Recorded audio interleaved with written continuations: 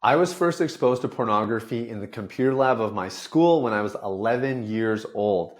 I spent the next 15 years hopelessly addicted and nearly lost everything because of it. In this video, I'm going to show you how I finally quit pornography and what I would do if I was starting all over again today as a teenager to break free. My name is Sathiya Sam. I'm a men's coach, international speaker, and an author, and I've spent the last 6 years of my life helping men quit pornography. So the reason that this is such a big deal is because early exposure is the greatest predictor of pornography addiction. In other words, if you got exposed to pornography when you're 18 years old, 21 years old, or definitely any ages after that, the chances of you forming an addiction are really, really small. Most people that develop pornography addictions when they're adults were exposed at a young age. And that's because your body's still developing, especially sexually and hormonally. When you're watching something that's very produced and overstimulating and not at all realistic, and this kind of becomes your normal or your threshold for sexual experiences, then when you become an adult, you're just more likely to stay dependent on that thing that is so stimulating for you. And that was definitely the case for me. I mean, I got exposed when I was young. I was 11 years old. But then by the time I was an adult, I was reliant on pornography. I would literally plan my days around it because I needed that hit. I needed that reward. And there was nothing else in my life that could provide that, not even active sexual romantic relationships. Now, the reason that teenagers struggle with porn is number one, I mean, in today's day and age, they're going to get exposed at a very young age, and they're much more likely to watch it more frequently than even when I was a teenager because the content is so accessible and the content today is actually a lot more intense.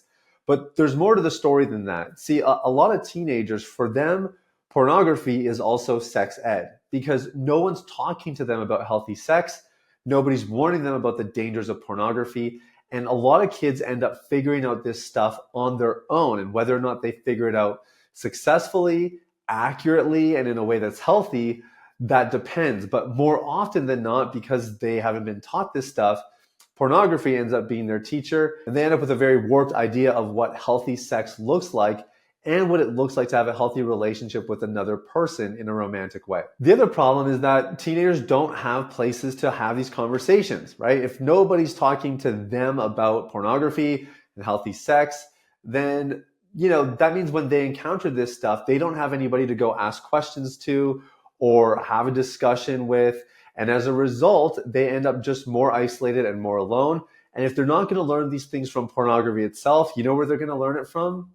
Their peers. They're going to learn it from other kids at school and their friends, and they're going to get another very warped idea of what sex really looks like and even whether or not pornography is acceptable. Now, there's actually research that shows this. When teenagers do struggle with pornography, and especially when they're watching a lot and they want to stop but they can't, they're more likely to have depression, anxiety, social isolation. I mean, there's a whole laundry list of mental illnesses and mental challenges that children run into or teenagers run into when they're watching pornography. So this needs to be taken very seriously because otherwise it ends up being a gateway to a whole bunch of other problems. So for me, when I was a teenager and I was starting to quit pornography and trying to figure this stuff out, I got a lot of bad advice. Most of the advice was behavioral tactics. It was about willpower, white knuckling, bouncing the eyes, installing an internet filter, getting an accountability partner. I had a faith-based upbringing, so a lot of it was, get somebody that can pray for you and ask them to pray for you when you're tempted or after you have a slip. All of those things sound great, but there's a problem with them. And that is that they fail to get to the roots of the issue. They fail to tackle what's actually going on. See, even as a teenager, when teenagers are watching pornography regularly, there's a deeper reason for it. It's not just because they're hormonal and their sex drives are crazy and they can't control themselves. But the reality is there's a deeper reason. They're experiencing connection, intimacy, a form of acceptance. I know for me, as a teenager, pornography had a huge draw because I could feel accepted by a woman without any risk of rejection. And as crazy as that sounds, these are the kinds of things that actually drive our behavior more than anything else. So the way I successfully quit pornography is instead of trying to just curb my behavior, replace the bad habit with a good habit, I focused a lot more on the causal elements. What was actually causing this addiction in the first place?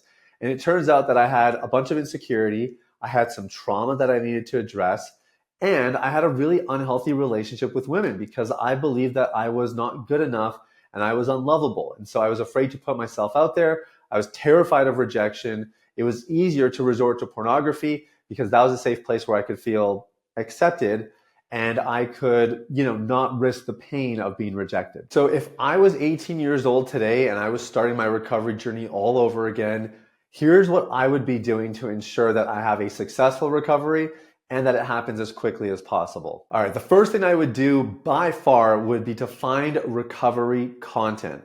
Like, subscribe, follow. I would be trying to inundate myself with as much recovery content as possible. This was something I wish I would have had when I was early on in recovery. There was some blog posts, but that was about it. YouTube really hadn't taken off, podcasts weren't a thing, and Instagram wasn't nearly what it is today. If I were starting all over, that would be the first thing. I would be populating my Instagram feed with accounts that have valuable insights and content. I would be listening to podcasts that talk about recovery. And on YouTube, I would be subscribing and liking and trying to engage with videos that are about recovery and about being a healthy man. I would try to teach all my algorithms, regardless of the platform, how to feed me content that's going to help me in my recovery efforts. That's the first thing I would do, hands down. The second thing I would focus on is skill building. Okay, and I'm actually going to explain a couple specific skills that every young man should be developing if he wants to successfully quit addiction, but also build a life that he can be proud of as an adult. These few skills go a really long way. And again, no one really talks about this stuff, but really, if you can nail down a couple of these skills, you will get a lot more control over the addiction and your life can look very different very quickly. The first skill is emotional awareness. Okay, this was a skill that I had zero of when I started out in recovery.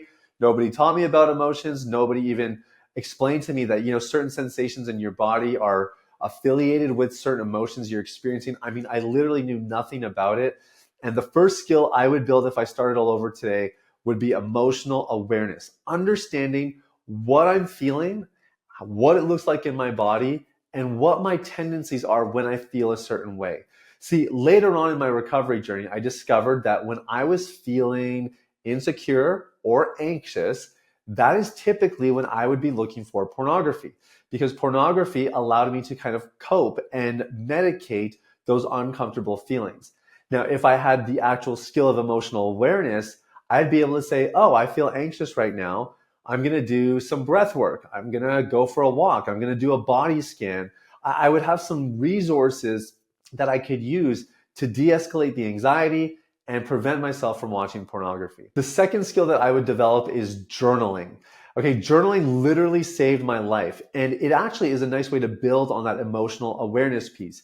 Journaling was an easy way for me to write down what I was feeling, how I was feeling about something, why I felt that way, and it was also a really helpful way for me to articulate my thoughts and some of the things I was processing.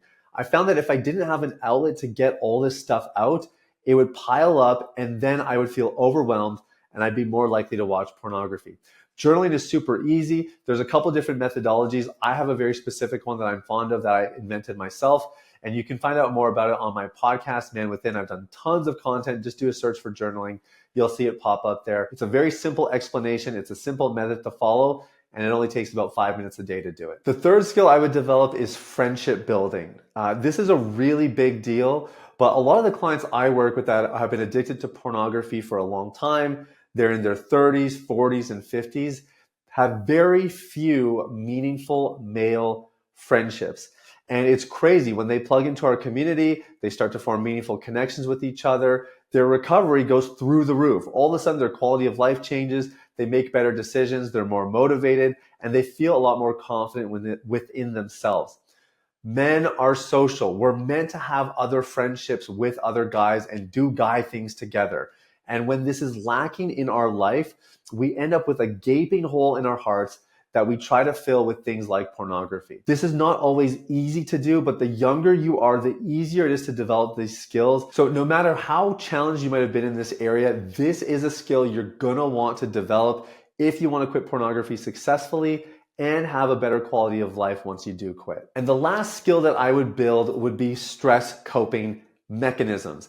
You know, we know life is stressful, but it's crazy how ill prepared we actually are for the cares of life when we become an adult. If I was 18 years old and I was starting the recovery journey today, I would build skill sets and tactics and tools and strategies to cope with stress, because I know life is going to get more stressful. And the more stressful it gets, the more likely I am going to be to watch pornography if I don't know how to de-stress and how to kind of relax and regulate again. These are the 4 skills that I for sure would be building if I was starting recovery all over again today. And the last thing, and I actually wound up doing this, is if your situation is really serious, things are still spiraling despite the skill building and everything else we discussed, then I would get some professional help. And professional intervention could just be the thing that turns your life around and gets you back on the right track. So that's everything for today. Let me know in the comments below what you thought about this video, or if you have any other questions that I didn't address. I'd love to hear them, and I'll make sure I respond to every single one of them.